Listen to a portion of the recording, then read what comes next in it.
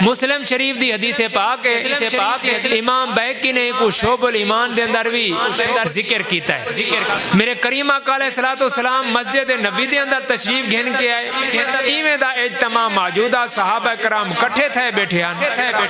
حضور نے فرمایا ما اجلسکم، یہ کیڑی چیز دا جلسہ ہے؟ اتھاں تو آگو کیندی محبت نے بلہایا ہے؟ صحابہ کرام نے عرض کی تھی قالوا جلسنا نذکر اللہ ونحمدہ علی ما ہدانا للاسلام۔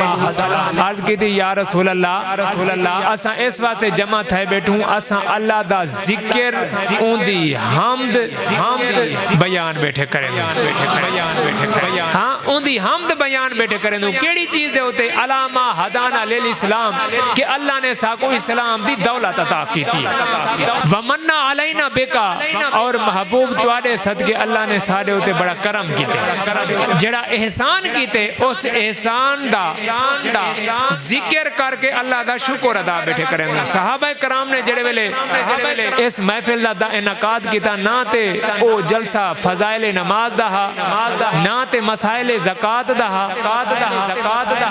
او نبی پاک دی آمد تے آپ دی تشریف آوری دے ہوتے شکرانے دا جلسہ ہا۔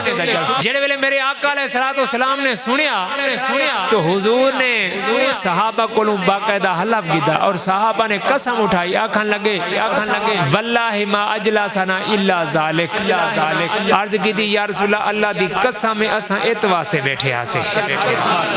ہاں میرے کریم آقا علیہ الصلوۃ والسلام زمین تے بیٹھے عرشاں دیاں خبراں دیون والے صحابہ دے اس عمل تو نا واقف نہ ہن، پوچھا ات واسطے کہ قیامت تک دے لوگاں نے میری آمد دے اوتے شکرانے دے محفل مناونے نے، محفل سجاونے نے، قیامت تک دے آمن والے لوگاں کو میرے کریم آقا نے صحابہ کو پوچھ کے جواب دے دیتا۔